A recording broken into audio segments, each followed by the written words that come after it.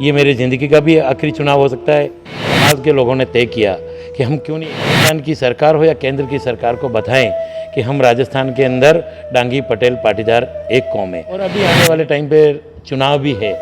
हम चाहते हैं कि राजस्थान के अंदर हमारी समाज के भी विधायक हो, केंद्र में हमारे समाज जिस तरफ झुकती है, जिसको चाहती है सरकार बना देती है, चाहे जिसकी सरकार गिरा भी। राजस्थान में चुनावी माहौल में डांगी पटेल पाटीदार समाज ने एकजुट होकर बेणेश्वर धाम में महाकुंभ का आयोजन किया। सम्मेलन सफल होने के बाद आरएलपी से जुड़े उदयलाल डांगी ने डांगी पटेल पाटीदार समाज से बेणेश्वर धाम में आए सभी लोगों का आभार जताया। उदयलाल डांगी ने बताया कि डांगी पटेल पाटीदार समाज एक ही समाज है। हमारे समाज को अलग अलग नाम से जाना जाता है। बेणेश्वर धाम में आयोजित हुए सम्मेलन में डांगी पटेल पाटीदार समाज ने उम्मीद से ज्यादा संख्या में महिला, बुजुर्ग और युवाओं ने एकजुट होकर एकता का परिचय दिया। सबसे पहले तो मैं समाज के उन बंधुओं को, बुजुर्ग जनों को, युवा साथियों को धन्यवाद दूंगा कि इतना बड़ा महाकुंभ का आयोजन सफल और शांतिपूर्ण तरीके से किया। हमारा मकसद राजस्थान के अंदर हम बिछड़ी मतलब अलग अलग जगह रहते हैं, तो डांगी पटेल पाटीदार नाम से अलग अलग जानते हैं, जबकि हम एक समाज से एक कौम से आते हैं। बेणेश्वर धाम में अमित शाह, राहुल गांधी और देश के प्रधानमंत्री नरेंद्र मोदी ने भी सभा की, लेकिन इतनी तादाद में लोगों को नहीं जुटा पाई। लेकिन डांगी पटेल पाटीदार समाज ने एकजुट होकर लाखों की संख्या में एकत्रित होकर सोई हुई राजनीतिक पार्टियों को जगाने का कार्य किया है। डांगी पटेल पाटीदार समाज खेती का कार्य करता है और राजनीतिक पार्टियों ने किसान के बेटे को अब तक किसी भी राजनीतिक पार्टी में बड़ा दर्जा नहीं दिया।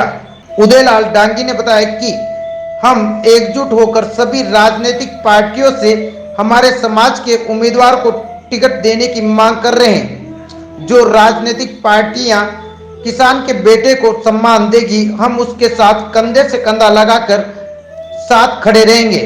तो हमने सब समाज के लोगों ने तय किया कि हम क्यों नहीं एक जाजम पे आए और यहाँ राजस्थान की सरकार हो या केंद्र की सरकार को बताएं कि हम राजस्थान के अंदर डांगी पटेल पाटीदार एक कौम है। मैं धन्यवाद दूंगा हमारी समाज के उन बंधुओं को जो लाखों की तादाद में आए। और अभी आने वाले टाइम पे चुनाव भी है।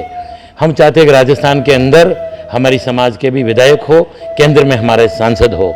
इसी रूपरेखा को लेकर आगामी हमारे जो भी कमेटी है रूपरेखा तैयार करेगी। जैसे जो भी निर्णय लेगा आगे हम वो तैयारी करेंगे। क्या मुख्य मांग जो है वो आप इस महाकुंभ के जरिए उठाई है?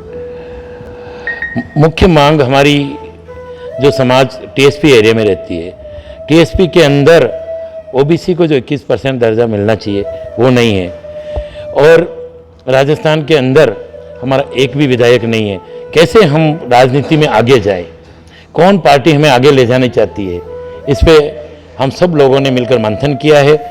और हम चाहते हैं कि समय रहते इस समाज के प्रति जो भी पार्टियां हैं वो ध्यान दे। ये समाज जिस तरफ झुकती है, जिसको चाहती है सरकार बना देती है, चाहे जिसकी सरकार गिरा भी सकती है। ये तो पार्टी सोचे कि आगे क्या करना है। संभाग में किस तरह की ताकत है आप लोगों की? कितनी आबादी जो है इन समाज की आपको है? क्या कितने सीटों पे टिकट आप मांग कर रहे हैं? देखो, ये तो विभिन्न पार्टियों के कार्यकर्ता हमारे साथ हैं।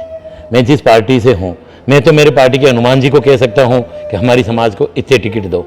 पर ये है कि अभी जो आज जो आपने महाकुंभ देखा है वो हमारा 2 संभाग का महाकुंभ है। अभी ये राजस्थान के तो कोने कोने खाली पड़े, आप देखते जाओ आगे आगे क्या होता है। वल्लभनगर में आरएलपी का क्या लग रहा है इस बार? क्या वल्लभनगर में से तो चुनाव लड़ेंगे और यहाँ के कार्यकर्ता, यहाँ के मतदाता निश्चित रूप से इस बार जिताएंगे। क्योंकि मेरा वल्लभनगर के अंदर जब से चुनाव हार गया हूँ उस दिन से रेगुलर इस विधानसभा के अंदर हूँ। और वल्लभनगर विधानसभा के कार्यकर्ता और मतदाता बहुत समझदार है। क्योंकि पिछले चुनाव में मैं भारतीय जनता पार्टी से चुनाव लड़ा, अच्छा आशीर्वाद दिया, मेरा टिकट कट गया, फिर भी वल्लभनगर के कार्यकर्ताओं और मतदाताओं ने मुझे दूसरे स्थान पर रखा। यहाँ कांग्रेस की पूरी सरकार लग गई थी, उपचुनाव में सारी मशीनरी लग गई थी, और इधर बीजेपी के लिए केंद्र की सरकार लग गई। फिर भी यहाँ के मतदाताओं ने एक किसान के पुत्र को, अपने भाई को एक सेकंड पोजीशन में लाके खड़ा किया। मैं इस बार यहाँ के मतदाताओं से अपील करूँगा कि निश्चित रूप से ये मेरी ज़िंदगी का भी आखिरी चुनाव हो सकता है। इस चुनाव में सब सहयोग करेंगे और मुझे पूरा विश्वास है वल्लभ नगर के मतदाताओं पे इस बार जीत दिलाएंगे।